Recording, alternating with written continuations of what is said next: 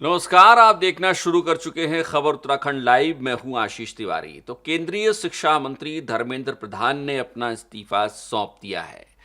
जब हम इस वीडियो को रिकॉर्ड कर रहे हैं उस वक्त तक तकरीबन 1 घंटे का वक्त हो चुका है जब धर्मेंद्र प्रधान के इस्तीफे की खबर आ चुकी है।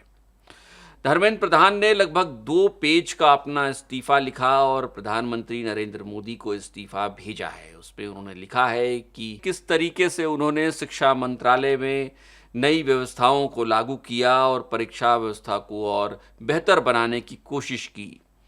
20 लाख से अधिक छात्रों की परीक्षा कराने का जिक्र भी धर्मेंद्र प्रधान ने अपने इस्तीफे में लिखा है। लेकिन लबोलुआब ये है कि धर्मेंद्र प्रधान का इस्तीफा अब प्रधानमंत्री नरेंद्र मोदी को भेज दिया गया है और अब प्रधानमंत्री नरेंद्र मोदी इसे स्वीकार करेंगे और उसके बाद राष्ट्रपति को इसे भेजा जाना होगा, जो एक प्रोसेस होता है, जो एक प्रोटोकॉल होता है। धर्मेंद्र प्रधान के इस्तीफे के बाद अब क्या स्थितियां बनती हैं इस पर भी चर्चा करेंगे। लेकिन इस बीच जो कुछ भी हुआ उसने बहुत सारे संदेश इस देश की राजनीति को दे दिए हैं। जंतर मंतर पर कॉकरोच जनता पार्टी के बैनर तले छात्रों, युवाओं, बुजुर्गों तक का जो हुजूम उमड़ा उसने ये बता दिया कि इस देश की सड़कें अभी सूनी नहीं हुई हैं, लिहाजा संसद आवारा नहीं हो पाएगी। इस देश के युवाओं, छात्रों ने बता दिया कि डेमोक्रेसी होती क्या है। इस देश के युवाओं, छात्रों ने बता दिया कि अगर वो अपनी पे आ जाएं तो अच्छों को झुका सकते हैं।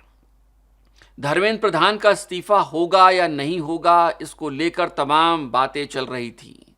ऐसा एक बार लगा कि शायद मोदी सरकार 20 दिनों तक जब चुप्पी साधे रही उस दौरान ये लग रहा था कि शायद सरकार कभी इन युवाओं को एड्रेस ही नहीं करेगी। लेकिन हालात बदले।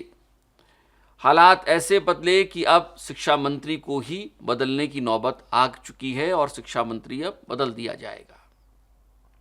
लेकिन सवाल यह है कि इसके बाद की सूरतें क्या होंगी और इस दौरान जो कुछ भी हुआ है उसने क्या केंद्र सरकार को यह बता दिया है कि आप अगर एड्रेस नहीं करते हैं समस्याओं को तो आपके लिए मुश्किलें खड़ी हो सकती हैं। और ये शुरुआत जनजी के इस आंदोलन से हुई है। जनजी के ये आंदोलन बहुत हल्के में नहीं लिया जा सकता है। शायद ये मोदी सरकार के लिए एक बहुत बड़ा संकेत है कि आप सिर्फ अपनी मोनोपोली के हिसाब से अगर चलने की कोशिश करेंगे तो आपके लिए मुश्किल होगी। राजनाथ सिंह का वो बयान, पुराना बयान याद कीजिए जिसमें वो कहा करते थे या कहते सुनाई दे रहे हैं कि हमारी सरकार में इस्तीफे नहीं होते हैं। शायद राजनाथ सिंह अब ये बयान, इस तरीके का बयान अब फिर कभी नहीं दे पाएंगे।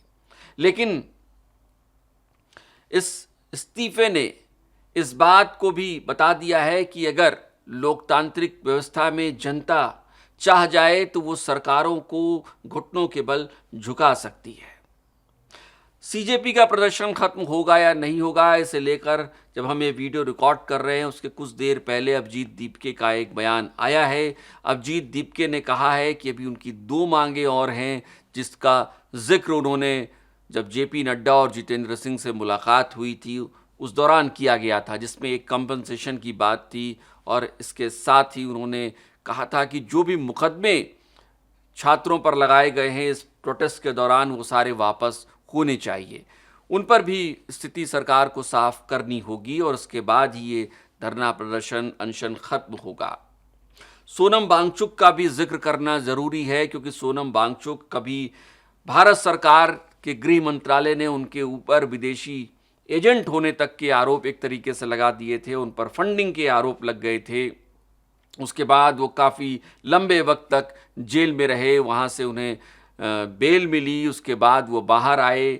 इस पूरे आंदोलन में सोनम वांगचुक का प्रवेश इस पूरे आंदोलन के लिए एक नई संजीवनी के तौर पर हुआ और सरकार ने आखिरकार जब वो अनशन पर बैठे और फिर सरकार के ही मंत्रियों ने जाकर उनका अनशन तोड़वाया।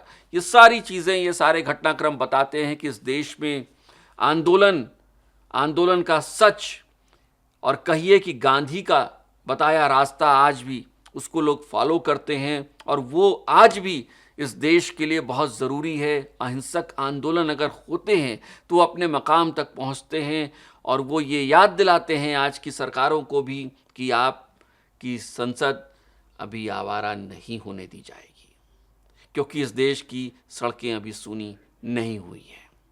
ये वीडियो बहुत छोटा हो सकता है, लेकिन हमने कोशिश की है कि आपको एक इन्फॉर्मेशन दे दें, आपको ये बता दें कि आखिर इस देश में लोकतंत्र का मतलब क्या है।